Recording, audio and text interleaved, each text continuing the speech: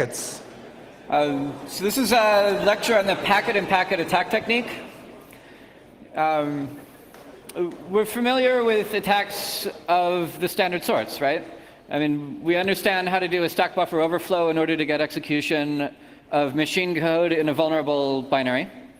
And in that case, we're exploiting the CPU itself. So like a string buffer runs long, something gets overwritten, and that's a software bug. And we understand it as a class of software bugs, and there's been so much research into extending it, into doing it in more difficult situations. We also understand attacks for, say, SQL query injection. And these are similar in that we're injecting code in both locations where we should only control data.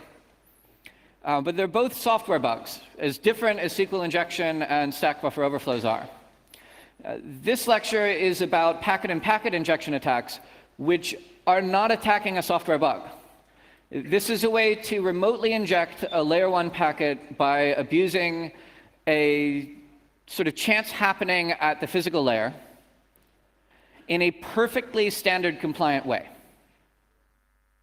So in this lecture and in all of the examples that I show you in this lecture, everything that I am doing in my attack techniques will exploit a perfectly standard compliant implementation of the relevant protocol. First for 802.15.4 and 2FSK, and then later for 802.11b in the second half of this lecture. Sergey Bratis is my co-author on the original paper, and I would like you to read the fucking paper.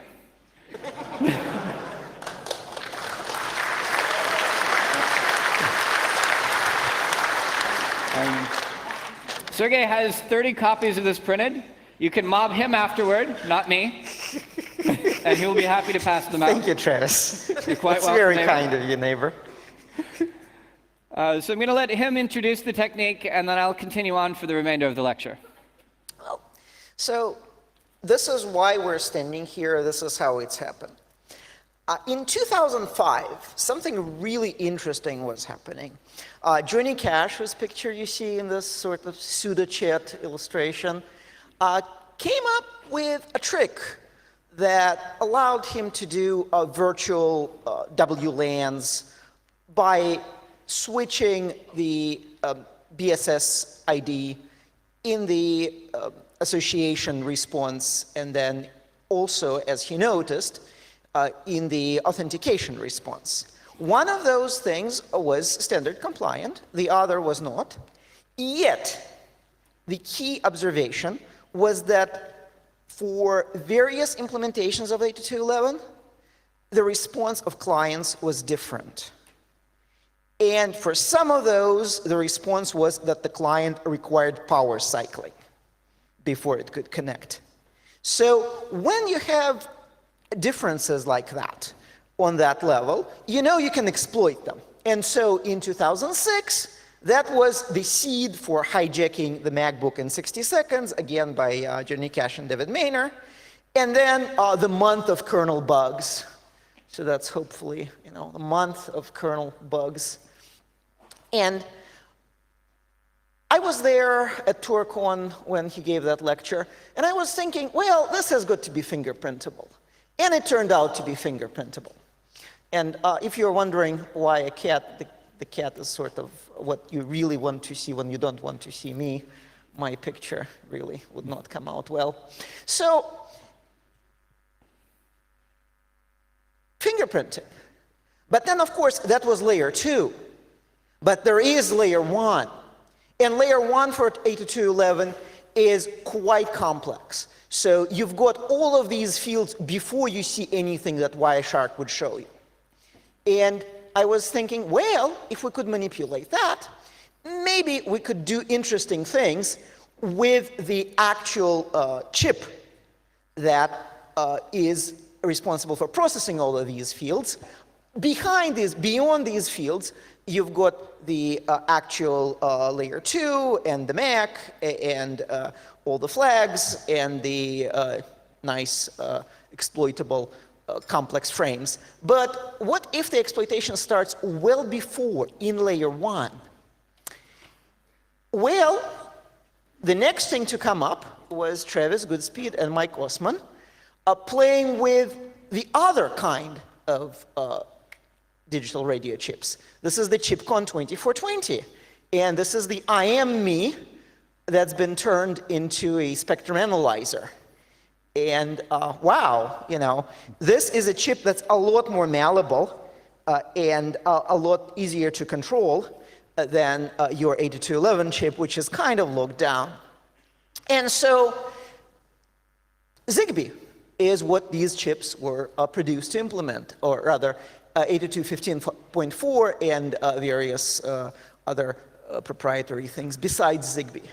And so why can't we fingerprint that based on how chips respond to various irregularities in these layer 1 logical fields? And indeed, I met up with Travis. I think it was at Recon. Yes. Yes. Montreal. And I said, well, fingerprint. And he said, hell yeah. And I said, well, so let's get some really expensive hardware. This is your USRP2, sells for something like $3,500. And Travis said, hell no.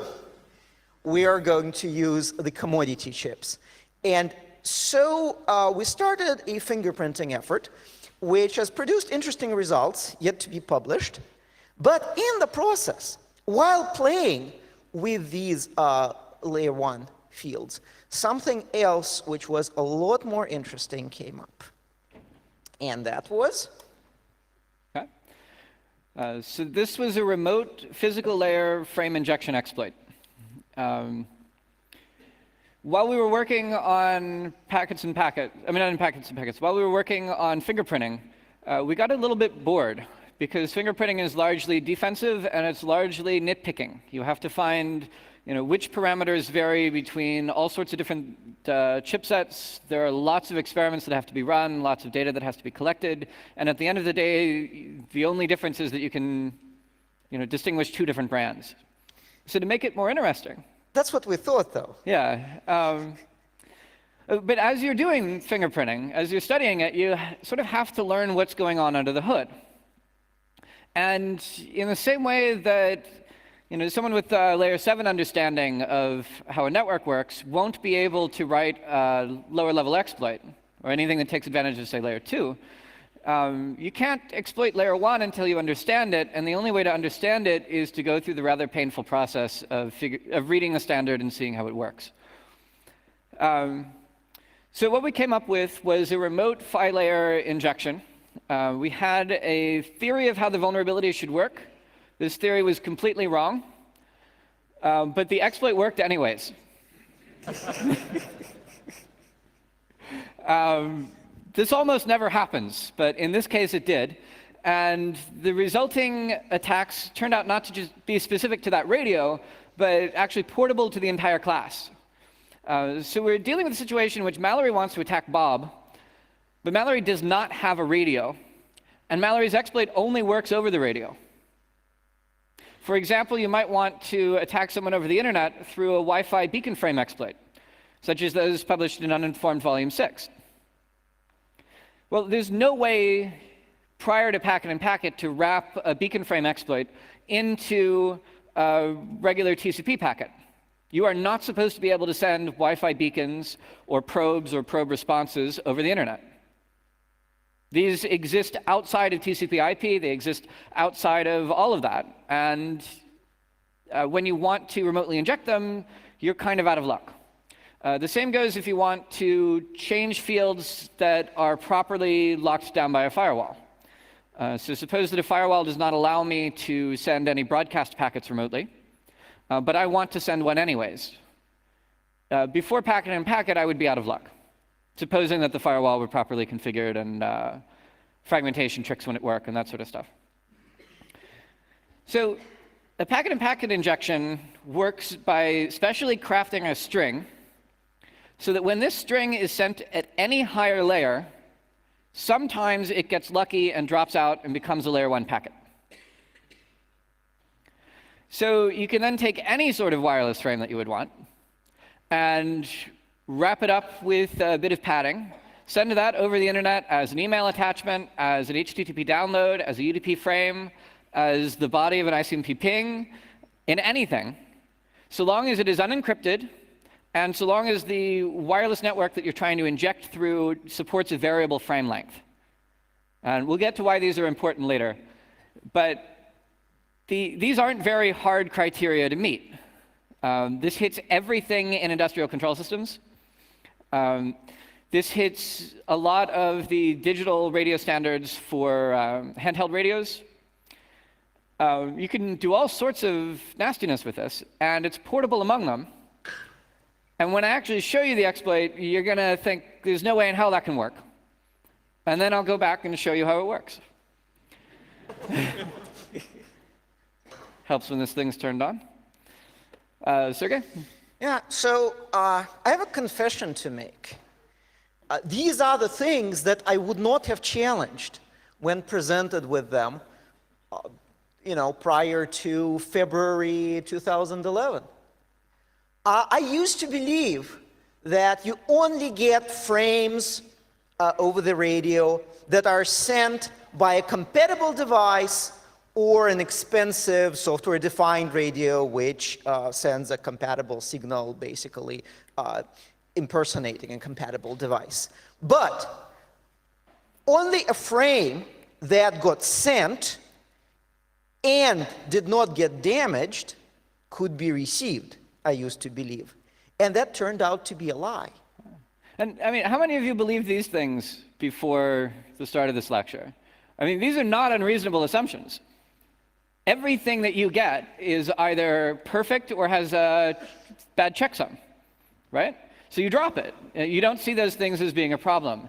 And as computer scientists and as computer programmers, we're taught that noise is something that has been taken care of by the abstraction layers and is not our responsibility to deal with. And most importantly, you're not getting something that somebody did not transmit as such correctly. And this is a lie. Okay. So I'm going to take it from here for the remainder of the lecture. Sergey and I will be giving a different packet-in-packet lecture at Berlin Sides. And he's the one that you should hunt down for a copy of these. Thank you kindly. Yeah, I'm way too jet-lagged.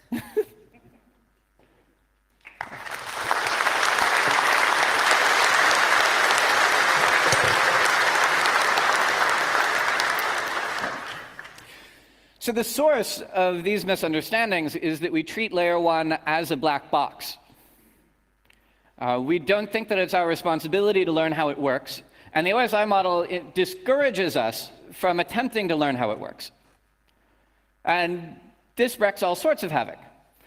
We're taught that the black box will only deliver valid or slightly noise-damaged frames, and that this noise can always be identified and taken care of. That's not true. This is the exploit as it's framed for Zigbee. This is a complete layer 1 frame. This is more than your packet sniffer would show you. And the difference is just in these first few bytes. Does anyone have an illegally powerful laser pointer?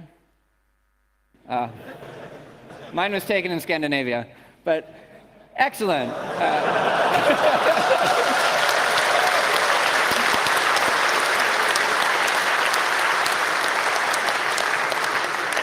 If I could borrow that for the duration of this lecture, I'd be ever so grateful.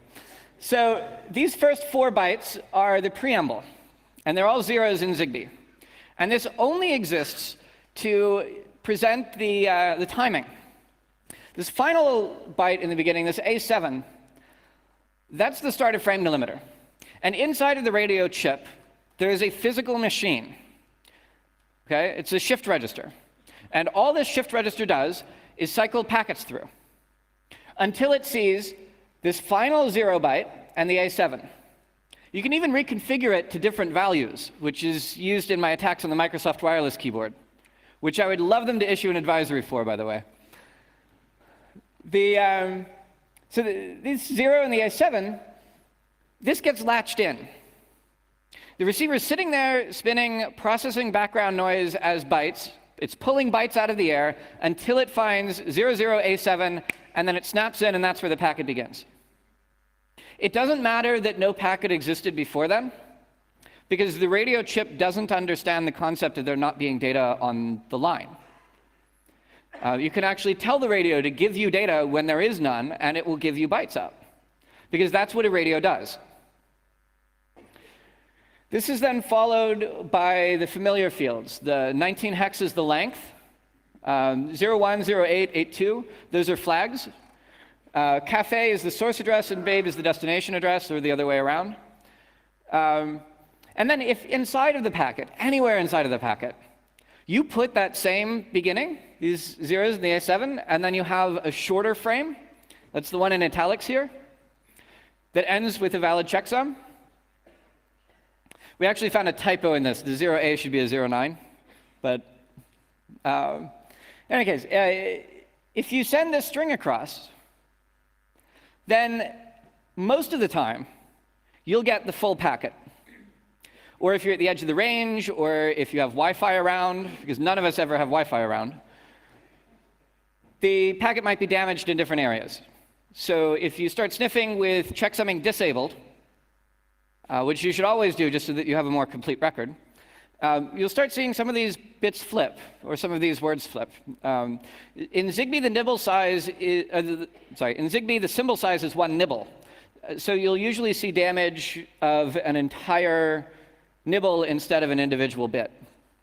Like F and E are no closer to each other than F and 0 are, or F and A are. And when this happens, your driver will see that the checksum is wrong, and it will throw it out. And that's why we're told that this isn't something that needs to be worried about. In communications theory textbooks, they'll go over the probabilities of these individual bytes being damaged. But the thing that they miss out on is that some bytes are more fragile than others. In particular, it's more likely for you to have a large expanse of your packet blotted out by interference than for individual bits to flip by accident.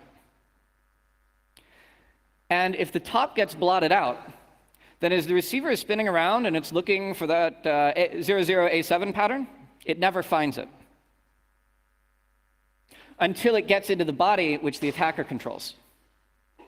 So if you transmit this packet a few thousand times, or a few hundred times if you're lucky, most of the time your packet sniffer will see the entire packet. But about 1 time in 1,000, the tail end of a Wi-Fi frame will stomp on the beginning of the Zigbee frame, and that A7 or that 00 will change to a different number. And then the start of frame latcher never latches on. It never realizes that the packet has begun. So when it's receiving the remaining bytes of the packet, it thinks it's listening to background noise and that no packet has begun yet. And then it will latch on to the A7 that the attacker controls, see the length that the attacker controls, count off that many bytes of data that the attacker controls, look at the checksum that the attacker controls, see the inner packet as being valid, and then it forwards it on. The operating system can't know that it's fake because the operating system doesn't see anything before it. And this is perfectly standard compliant because the standard has no way of dealing with noise other than checksumming. And this is true of Zigbee, this is true of 802.11, this is true of several other protocols. This is a photograph of the first time that we got it working. We transmitted the longer packet, which I've highlighted here, and that highlighted region became the shorter packet in the second recording. The second recording differs in that we're only sniffing the broadcast address, so the difference in addresses of the two packets is enough to grab the right one. This is the packet format as it's drawn in crayon. It begins with a preamble. That's the bytes of zeros. In frequency shift-keyed radios, such as the APCO Project 25 radios that I hacked recently, it's just the high frequency and then the low frequency alternating. For direct sequence spread spectrum, they have more choice in which symbol they use. This is followed by the synchronization field, which is intended to mark where the bits begin. And this is where we're looking for damage. It's perfectly okay if more than the sync gets damaged. And the interference and the damage is not attacker controlled. The attacker just waits until he gets lucky. And it doesn't take that long. Packets are damaged in the air all the time. They collide all the time. Things like clear channel assessments only work as a performance hack. They don't actually prevent collisions from happening. So this packet-in-packet injection attack, in which the preamble, the synchronization, and a complete body are just placed inside of another packet, is sufficient to remotely inject a layer 1 frame. And it works. So this style of having a beginning to the packet, then a middle, and then the end, and counting on the receiver missing the beginning in order to hear something else or to misinterpret the entire message was done before. I have a running competition with Meredith Patterson to see who can cite older papers. I win with 1938.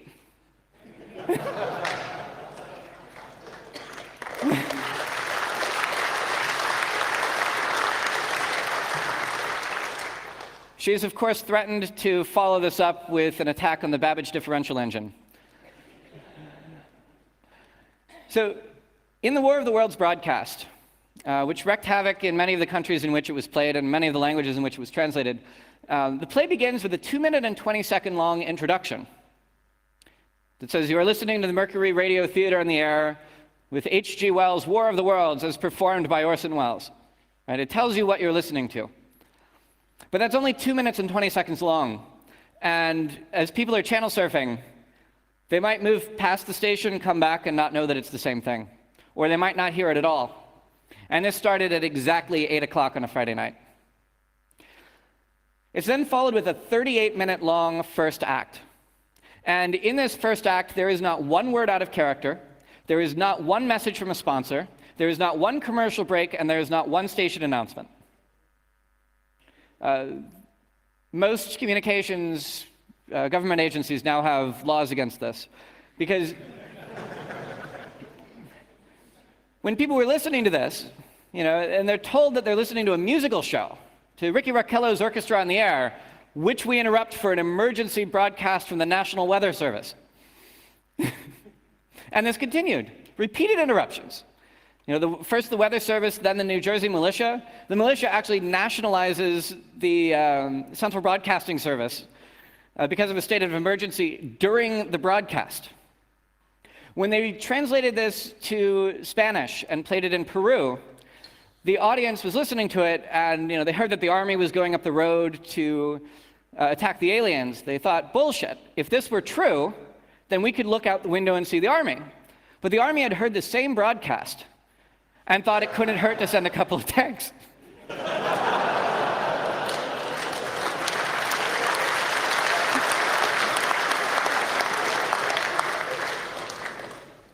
I mean, we laugh, but in the ensuing riots, they burnt down the radio station, killed 6 people, and the director had to flee to another country. And then we laugh some more. So these packets work the same way, whether it's a 30-minute long broadcast or a very short broadcast. The only difference is that in a short broadcast, you have more preambles and synchronization frames to catch. That's why in a modern radio broadcast, you'll hear the station identified several times throughout the show, so that you won't be confused for very long. You can imagine a packet-in-packet defense in which every packet was fragmented, and then the individual fragments were checked to make sure that they all matched up with one another. This would then require the attacker to have multiple synchronization frames damaged, which would reduce his odds. But in the end, this radio signal is a lot like an audio signal. When you're using software-defined radio, you might even record both as a WAV file before demodulating. And you can put one message inside of another. If you control 30 minutes of my audio broadcast, you can wreak havoc. You can pretend to be another station. You could have a fake government announcement. You could announce some sort of news event or terrorist attack which hasn't happened and get people to freak out. And in the same way, you can trick a computer by putting what it expects to see in the middle of a packet, what it expects to see in the beginning of the packet into the middle. This is a picture from a textbook on the OSI model. Raise your hand if you thought it was useful to read about the OSI model. Usually when I ask that, I barely see one hand. And that guy's like embarrassed and he's pulling it down afterward. So the OSI model is sort of force-fed to us. You know, if you take any sort of networking course, if you read any textbook on networking, even in casual conversation, you're told that you need to learn the OSI model, even though the 7-layer count might be antiquated. What the OSI model does is it encourages us to build layers of abstraction around each layer of the packet so that we can build them up and make very complicated machines using base components that we don't really understand. It's possible to write a web server without learning how TCP sequence numbers work. Because from the layer 7 view, you just have text coming in and text going out. And it's not until you need high performance or you need to understand specific attacks against sequence numbers that you ever care that they're not in order. Or you ever come across the notion that they might not be in order. And we're taught that, you know, just like these little Russian dolls, these things just sort of nest inside of each other and they don't break out. And we're told that this is because of checksumming. But checksumming only goes so low. So this is how it's supposed to work in theory, and this is how it works in practice.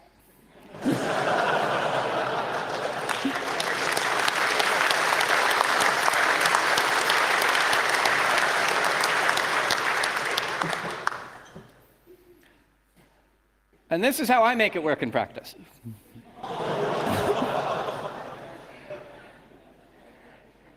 Because if you control the middle and you have encapsulation with errors, then you can make one thing burst out of the other. And at the bottom of this 7-layer model, you've got this little black box physical layer that you're taught is voodoo magic that only people working on software-defined radios should ever care about. And by coincidence, the people working on software-defined radios are usually just trying to get packets in and out. And when they're finished with that, they're done, or they can move their exploit to a higher layer. But what packet and packet shows is that you can also do these exploits at layer 1, and you can trigger them from a much higher layer. You don't need a software-defined radio to mess with a radio remotely. You don't need any radio at all.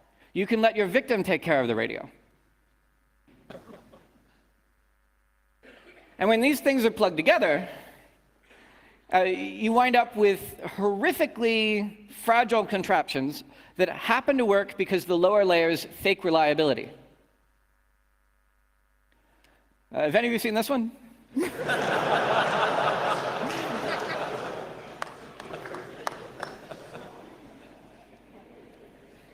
If this had worked, it would have shipped.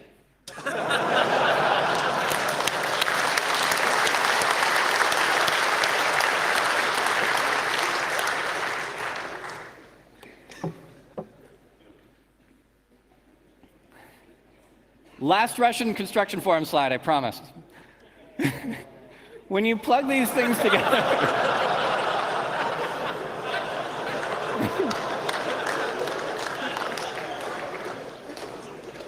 how embarrassing would it be to have died while taking this photo? So don't trust this black box. Specifically, I've attacked the synchronization or started frame delimiter matcher. There are other machines inside of every computer that are less than Turing machines. But there are exploits that can be written for things that are less than Turing machines. This synchronization field matcher is a lot simpler than even a regular expression engine. A regular expression engine cannot properly filter HTML. You have similar computational limits here, And you have a machine that cannot distinguish between malicious and non-malicious traffic. And you can exploit that machine. This is what the machine looks like. It's hardwired. There is no patch for it. This is the ChipCon 1110. It's what I used in the Girltech IM. You can even zoom in on the logo and such. But the physical chip itself contains, as hardware, the implementation of the language. And like any other language, you can come up with an exploit for it. The difference is that it's not a driver, it's not an application, it's not something that can be patched. These vulnerabilities, for defenses to be made, they have to be figured out and patched before the products ship, or before the standards ship.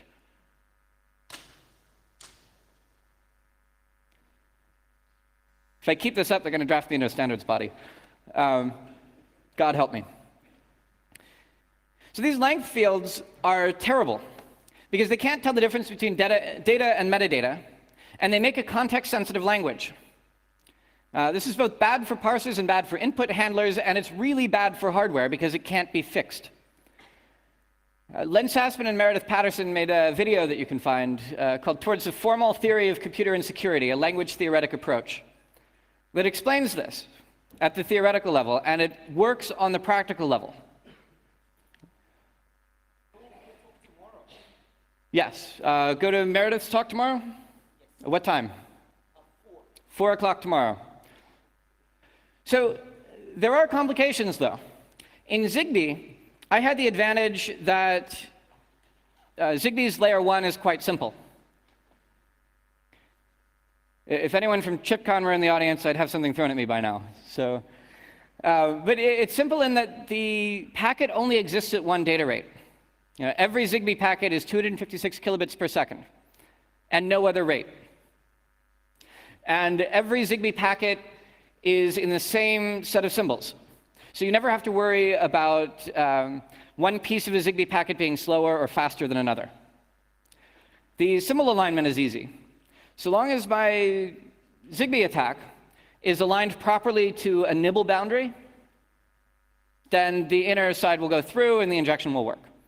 If I make it off by some number of bits that's not evenly divisible by 4, then it will stop working.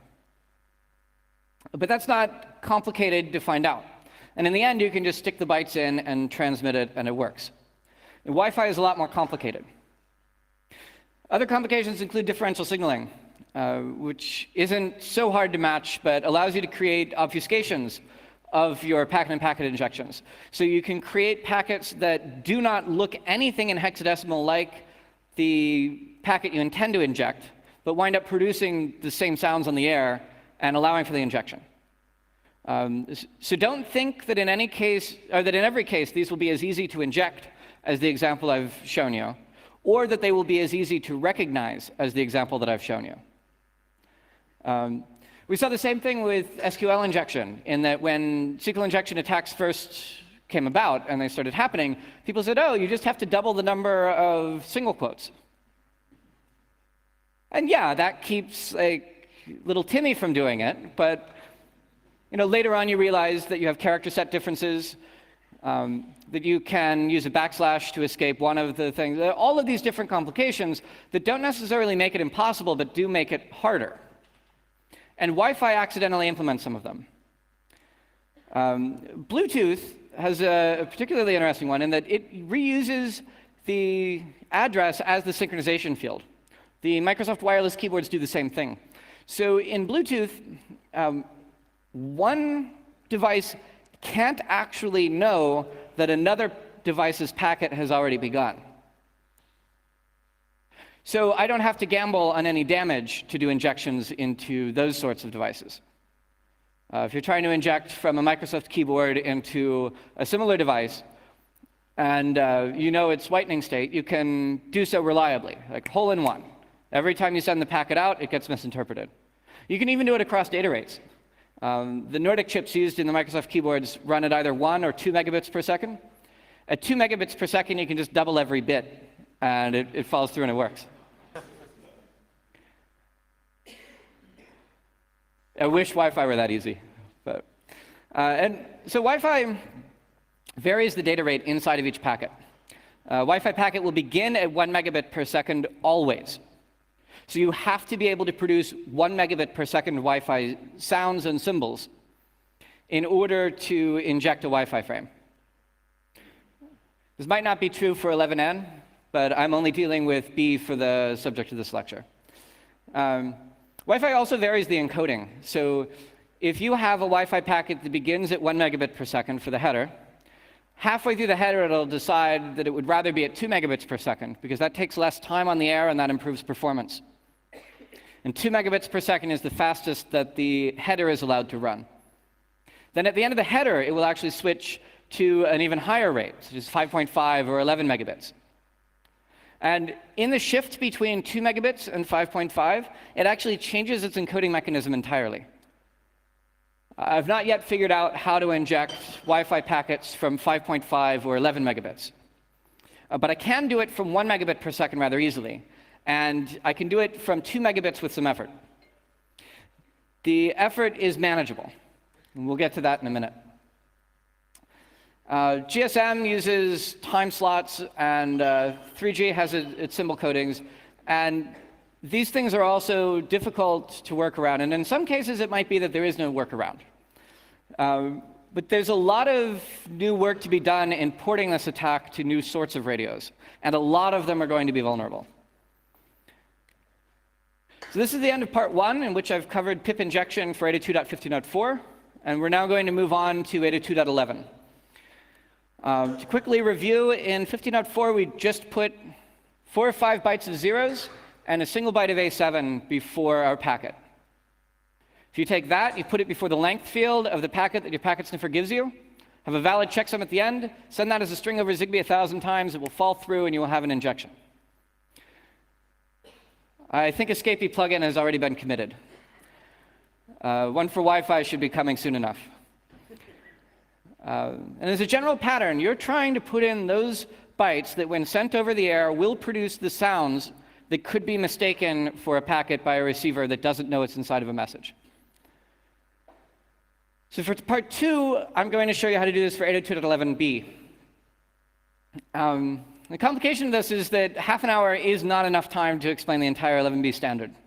I'm going to be leaving some parts out, and I'm going to be coming out with a very long, very detailed paper on how to do this later on. If you've ever read the Wi-Fi standard, we should start a support group.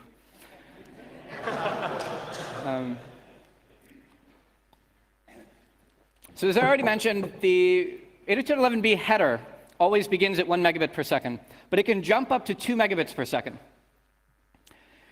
The first half has to always be 1. The second half will probably be 2. But for simplicity, if you're injecting and you leave it at 1, that's not a problem. The body is then 1 to 5.5 or 11 megabits. Sometimes radios will not support transmitting at 1 megabit per second. Especially in Linux. A lot of the drivers were just pushed far enough to get WPA connections and no further. So in many radios, you won't be able to sniff packets with damaged checksums. You won't be able to force a data rate of anything awkward. We've had good luck with the Atheros chipsets. The other problem is that because 1 megabit doesn't offer many performance advantages over 2 megabit as far as reliability goes, that a lot of radios won't drop that low. So for practical injections, you want to be able to inject at both 1 and 2 megabits per second. You'll also want to be able to port this to 11G and N and A and the rest. So you have 3 data rates, you have 3 different PHY standards, and you can only inject from the fastest one. This sucks. Because it means that if my payload is going over your radio at 11 megabits per second, I have to inject from one very different style of radio to another. And I haven't yet figured out the translations for that. Now, the final data rate varies with signal strength and with packet loss. And this I like, because this means that when the radio is getting interfered with, it will drop its data rate to a spot at which I can attack it. And it's when it's being interfered with that it's easiest for me to do my injection. So this works out in my favor. And the final rate, because it varies with signal strength and with packet loss, it sometimes helps to cause extra traffic. All of these techniques for causing extra bandwidth usage on the local network. Like, you could easily write JavaScript that just wastes the time of the browser and wastes the bandwidth of it. That can help in packet injection, although it's not necessary. So how slow is the fastest? At 1 megabit per second, everything becomes as easy as Zigbee. If you put the bytes in the air in the right order, everything works out. But many networks can't or won't drop that low. At 2 megabits, you can recreate 1 megabit symbols in the same way that on the Nordic radio, you could just double every bit to go from 2 megabits to 1. That almost works here, although for a different reason. There's also a scrambler. In radio protocols, it's bad form to send a lot of low bits or a lot of high bits in a row, because this fails arbitrary communications tests for, like, the FCC. So if my radio sends lots of 0 bits and lots of 1 bits, I'm likely to be disqualified and I won't be able to ship my product. The solution to this is a scrambler, but the scrambler is not intended for security reasons. It's only intended to pass an arbitrary test. You have to keep the signal strength beneath such and such a bar when sending anything, or else you get in trouble. But it's averaged over time. So if they have 2 peaks instead of 1, then they pass the test. So the state of the scrambler is only 7 bits, which I like because it's only 128 possible values. So I can guess one of them. It's not even required that these be random, although in practice, if there's a single byte before your packet that you don't know, then you likely won't know the scrambler state. For 5.5 megabits, 11 megabits, and 802.11g, you have very different body rates, and occasionally you're allowed different header rates. The header in Wi-Fi is very sparse. All it says is that the following body is at such and such data rate, and it specifies how long that body will be in microseconds, because it doesn't even demand that the receiver support that style of packet. If you have a Palm Pilot that only does 1 megabit per second, that Palm Pilot will still recognize that an 802.11g packet is going to be on the air for so long and that it shouldn't try to broadcast over it, even though it has no ability to receive 802.11g. This is what the preamble looks like after going through the scrambler. This is just the beginning of it. It's much longer. And the preamble in the unscrambled form is just 128 ones. This runs through a scrambler to produce the waveform that you see below. And the scrambled form never includes regions of lots of ones or lots of zeros. This is how the machine looks like on paper. I have Verilog code for this on GitHub. A nifty thing about this is that you have these different tap points. And if you run data through the upper device, and then you get the scrambled bits out, when you run those same bits through the descrambler function, it self-synchronizes and automatically fixes everything. It will even do this if you choose any other set of bits to run through the function. So if you mess this up, or if you have an off by 1 error while reading it, not that I would ever confess to such a thing, the bytes will come out in a way that looks like you got it right. If they had made this 128 bits long, then you might have to guess on a 128-bit number. Or even if they made it 32 or 64 bits long, it would drastically reduce the ability to do a rate-to-rate transition. The reason why we don't need to mess with this scrambler at 1 megabit per second is because at 1 megabit per second, we don't have to do any symbol corrections. So if you remember in the FSK radios, where 00 at 2 megabits would become a single 0 at 1 megabit, here you have to double those bits in the unscrambled state. And you can't do that if you don't control what they are, if you don't control which rate your sounds will appear in the air. And it's legal for this to be initialized to anything but all ones. So if you are a hardware engineer and I tell you to initialize something to anything but all ones, you will obviously initialize it to all zeros, which is perfectly legal by the standard. Because again, there's no requirement that it's random. This was not intended as a security feature. You can either predict this or you can guess it. There are 127 different start positions, but by the time it gets to you, there's probably 1 byte before your packet that you don't control, like a sequence counter or something like that. So it might as well be 128. And it self-synchronizes, but the attacker can't observe the bits, so the attacker can't follow the self-synchronization. Because remember, in our attack, the attacker does not have a radio, not even for listening. So for 1 megabit to 1 megabit, there's the same symbol set, same data rate. It's just like Zigbee. These are the exact bytes that you put in if you want to inject a 1 megabit per second packet. You do 128 bits of ones, or Fs, or whatever you want to call them. Then you have F3A0. This is the Wi-Fi equivalent of the A7. You then have your flags, your data rate, your checksum, but this is a checksum for the header, not for the body. So you can take this magic string and you can put any body with a proper checksum after it. And that body will go in at 1 megabit per second. To inject from 2 megabits per second, your symbol set changes. So in 1 megabit per second, you have 0 degrees difference and pi degrees difference. So the phase is changing by up to half of a waveform.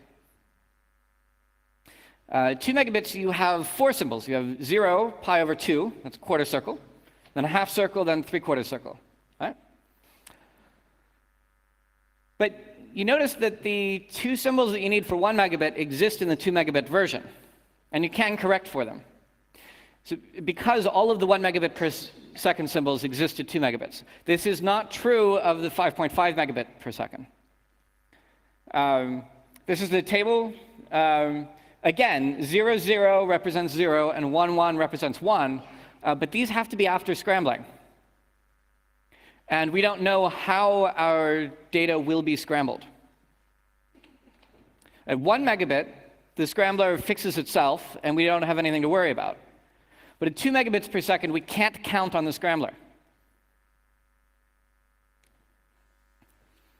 So because the scrambler no longer self-corrects, we have to guess it, and then we have to produce a string that, when scrambled with our guess, produces the 2 megabit symbols that we actually want to be on the air to match the 1 megabit per second symbols that we need for our injection. Verilog code for doing this is at that URL. It's github.com/TravisGoodspeed. So the present state of packet-in-packet in Wi-Fi is that 11b is definitely vulnerable at 1 megabit and at 2, but only when the network transmission is in clear text. I bet a lot of you are thinking, I use WPA, so I don't have a problem here. But in uninformed 6.2, there's this nifty little exploit that H.D. Moore and Scape and Johnny Cash wrote, and they attack Wi-Fi beacon frames. Your laptop will receive and interpret a Wi-Fi beacon frame even if you're not associated with the network. Better still, the attacker does not need to know your MAC address or anything unique to your connection. So in that paper, they present a number of Wi-Fi exploits. Some of them require a probe response, but others do not. For the ones that do not, the ones that work on a straight beacon frame, you can take that beacon frame and you can embed that into a packet-in-packet injection, throw that into a large file download, like an ISO image, put it up on a web server, and say, hey, download this. And then if you're sitting in your office on the WPA protected network with cryptography that my packet-in-packet techniques can't touch, and your neighbor is using a Wi-Fi hotspot in a cafe in clear text and is downloading this ISO image. Then the beacon can fall through and hit you, even though you did nothing stupid, even though you downloaded no untrustworthy files, just by the very fact that you're sitting there, through packet-in-packet injection. Another lovely attack of this sort, you can inject into satellite communications this way. So when you have a satellite network, let's say a geosynchronous satellite, you've got your victim somewhere. You can watch all of the downstream traffic just by pointing a dish at the right bird. Okay? But injecting something that the bird won't carry over is rather hard. Because in order to aim the antenna properly, you would have to launch a spaceship, get a bit higher in orbit, and get the same pattern. It becomes unmanageable. With packet-in-packet, you can just send a message that gets ferried over to any other user of the same transponder on the same frequency that contains the malicious packet. And whenever the message comes to the victim's radio, it either works or it doesn't. This is a probabilistic attack. You have to try it lots of times. Whenever it doesn't work, the victim's radio says, oh, this isn't addressed to me. I'm going to ignore it because gentlemen do not read each other's emails. So from that user's perspective, the injection becomes a hole-in-one. And we have all sorts of these different pieces of technology based upon layer 1 protocols that we don't understand, or that are so complicated that you can't easily understand it.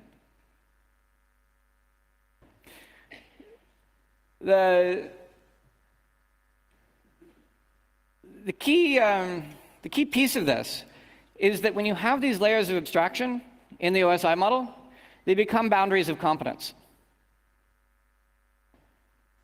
They become pieces that you're not allowed to look beneath, and you begin to respect these boundaries, even as you're smashing ones a few layers up. Even as you're jumping down to layer 2 to do layer 2 attacks, you're still using a layer 1 infrastructure that you haven't had time to learn yet. And you shouldn't assume that just because it's so low level that it can't be implemented in software, that it doesn't have vulnerabilities or that it doesn't have exploits. So I had intended to demo this for Wi-Fi, and then the demo god struck.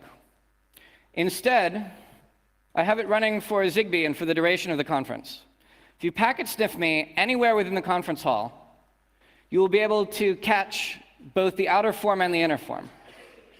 The Wi-Fi preamble and PLCP header are included in these slides.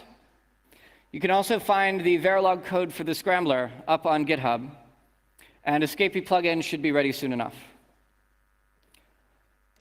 Are there any questions?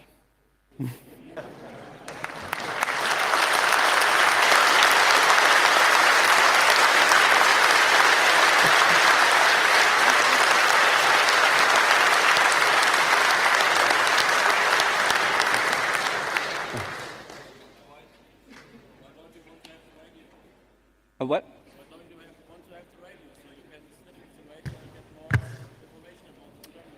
So the question was, why don't I want to have a radio?